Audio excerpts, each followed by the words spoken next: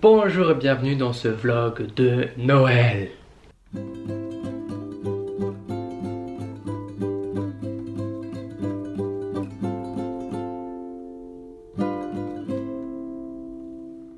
Ce matin on devait aller chercher le sapin, mais il y a eu un petit problème d'organisation et il est déjà là le sapin. C'est pas grave, on va pouvoir le décorer, le mettre en place, décorer les vitres, faire les choses bien quoi. C'est parti.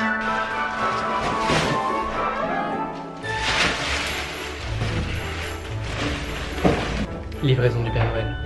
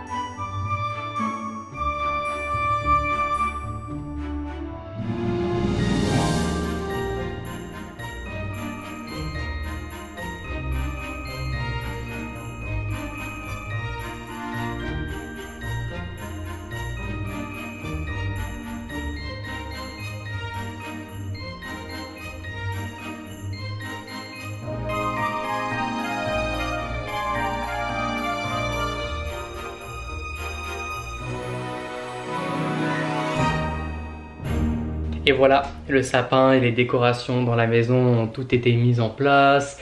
Première étape, faire Noël accompli. Je sais pas comment est-ce que je vais me débrouiller, mais il faut aussi que je me trouve de quoi décorer des petits biscuits de Noël qu'on va cuisiner après-demain, demain, je sais pas encore quand dans la semaine.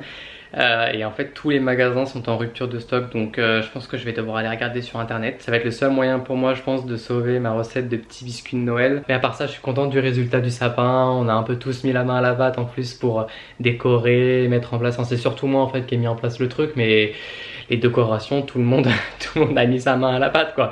Le plus facile. Bon c'est pas tout ça mais je meurs de faim donc on va manger hein.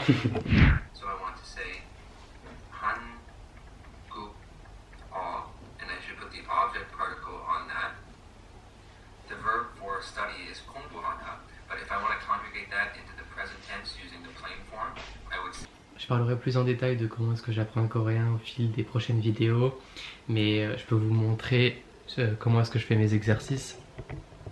Je le fais sur mon ordi et en fait j'utilise une plateforme qui met à disposition des exercices. Et ces exercices, je les réécris du coup sur des feuilles de papier, sur un carnet. Donc c'est ultra brouillon et je pense que personne ne pourrait lire ce que j'écris, mais moi je me comprends.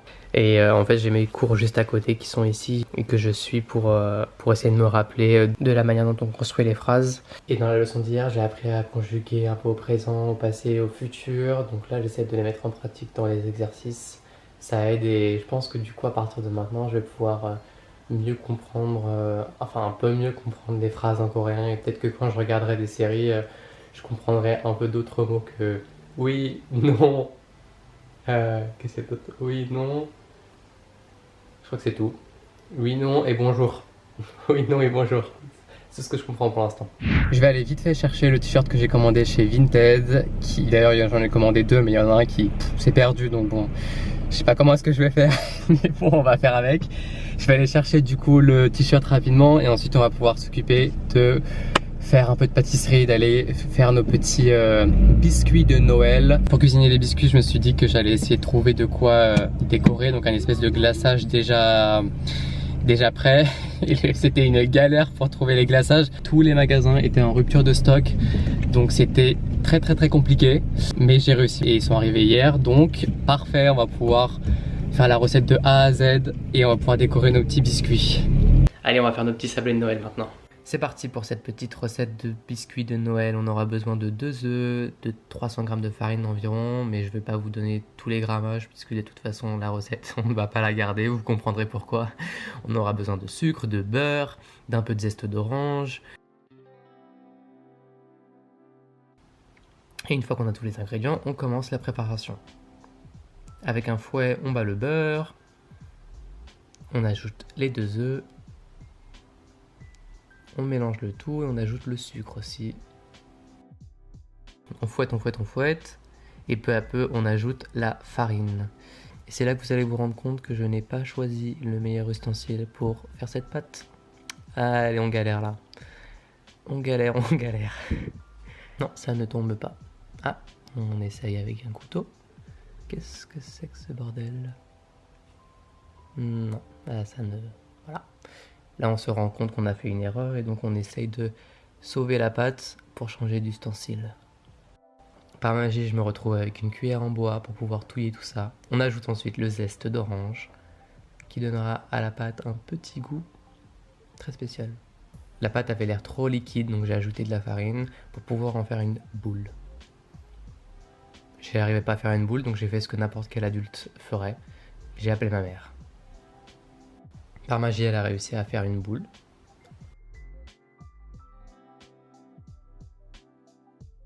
Ensuite, j'ai préparé le plan de travail et le rouleau de pâtisserie pour pouvoir étaler la pâte et ensuite faire nos petites formes avec les emporte-pièces. Je dois avouer que c'était la partie la plus fun de toute la recette. Une fois qu'on n'a plus de place sur la pâte pour faire des formes, on remet la pâte en boule et on recommence l'opération. Je vous passe l'étape.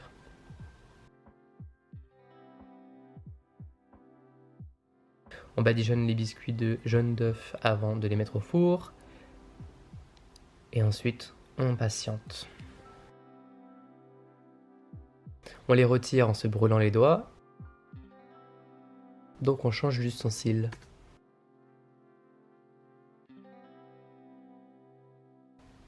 Voilà à quoi ressemblent les petits biscuits. Je sais pas si ça va être bon, mais allons les décorer.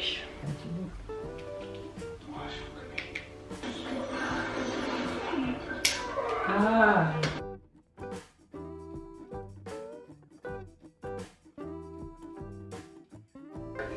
Peut-être essayer d'en goûter un déjà nature pour voir s'ils sont bons. Non? Non?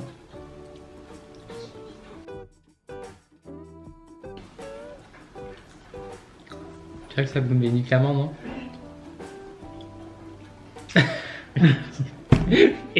Mais dis quelque chose!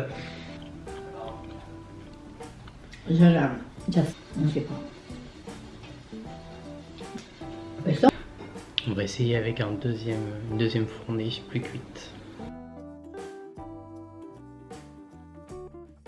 Oui, il manque de sucre, Nicolas. Il manque de sucre. Pas de sucre.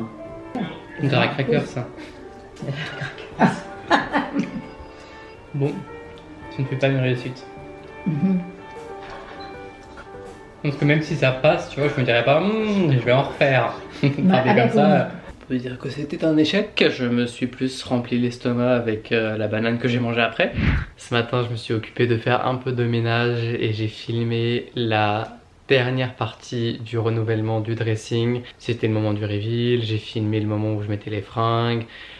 C'était intense, c'était intense, mais je suis assez content. Je suis en train de regarder les images et je suis assez content de ce que j'ai filmé. J'espère que je vais réussir à faire un montage assez cool pour montrer les vêtements. Le moment de tourner ce genre de vidéo, c'est toujours un peu stressant parce que je suis devant la caméra. Du coup, j'ai la fenêtre du coup qui est juste ici et celle qui est là qui font de la lumière.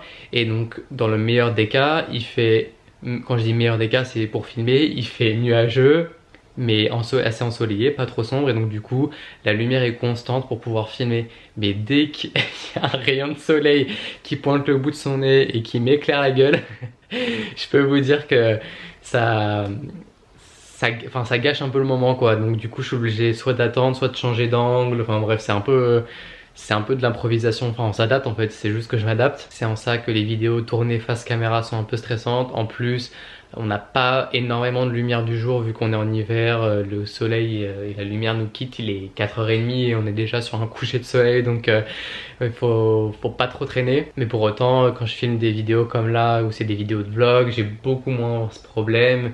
Je veux dire, même s'il fait nuit, je peux allumer de la lumière, l'effet vlog en fait est toujours présent. Et ouais, du coup je suis content d'avoir terminé ce projet. Dans la description de la vidéo j'ai mis normalement, si je me trompe pas, que j'allais sûrement renvoyer plusieurs pièces, et ces pièces c'est les t-shirts, parce que je trouve que juste le fit est pas bon. Le fit sur moi il va pas très bien. Je préfère largement par exemple la pièce de Tommy Hilfiger que j'ai acheté sur Vinted et qui me fit bien mieux je trouve.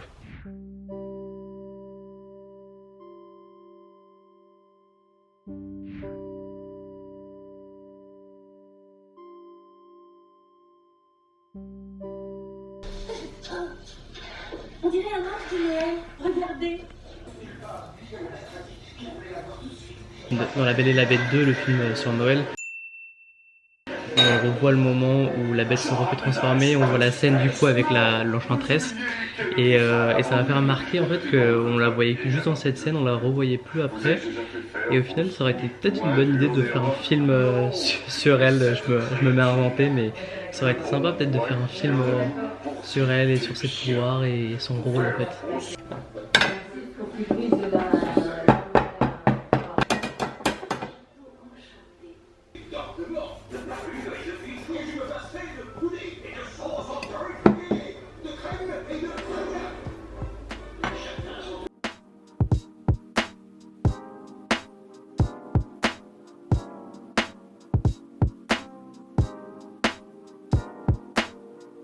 On vient de finir de regarder La Belle et la Bête 2, comme un petit film de Noël pour se mettre dans l'esprit. Et du coup je me suis dit que j'allais essayer de faire un petit marbré sans gluten, sans lactose, que je puisse manger, parce que les biscuits de Noël qu'on a essayé de faire étaient vraiment pas ouf. Ça doit faire 2 ans à peu près que j'ai commencé à regarder des films de Noël. Avant je m'en fichais un petit peu, maintenant même si c'est des films un peu cucu, j'aime bien regarder un petit peu.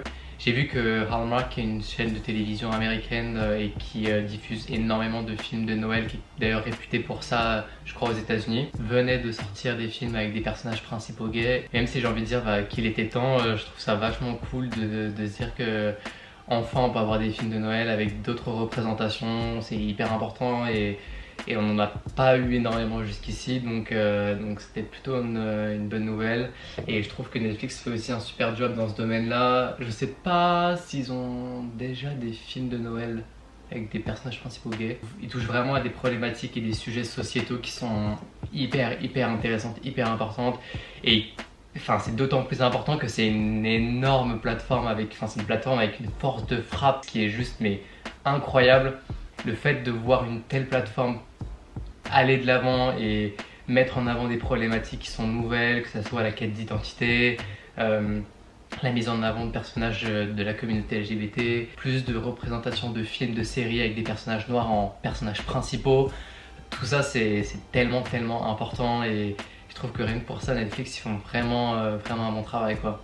Les premiers livres que j'ai commandés dans le blog précédent sont arrivés. J'ai commencé La Femme à la fenêtre, qui est une fiction, enfin un thriller fiction, ouais, qui se lit assez facilement, et aujourd'hui j'ai reçu A Little Life que j'ai commandé et j'avais pas cramé l'épaisseur du livre.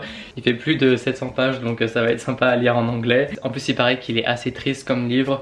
Je vais donc voir, mais il paraît qu'il est ouf. Et ce matin j'ai reçu aussi The Art of Possibility, un livre un peu plus typé lifestyle. Je sais pas trop ce qu'il va y avoir dedans, mais j'ai hâte de le lire. C'est typiquement le genre de livre que j'aime bien lire en même temps qu'une fiction, parce que les genres varient. En ce moment du coup je lis La Femme à la fenêtre, et d'ailleurs j'ai reçu aussi Where the Sidewalk Ends. C'est un recueil de poèmes de Shel Silverstein. C'est pas vraiment le genre de poème que je recherchais à la base. Je voulais un recueil de poèmes avec des thématiques qui touchent plus à la vie d'adulte, que ce soit l'amour, la vie de tous les jours, enfin des thématiques qui sont un petit peu plus adultes, alors que là c'est plus des poèmes pour enfants. Pour autant je regrette pas de l'avoir acheté, parce que je pense que ça doit être un classique vu le nombre de reviews qu'il y avait sur Goodreads. Je pense que ça doit être vraiment un classique à lire, et les poèmes sont super bien écrits, très malins, certains même avec des morales, donc c'est assez intéressant à lire et ça me permet de découvrir la langue anglaise sous de nouvelles formes, donc c'est bénéf.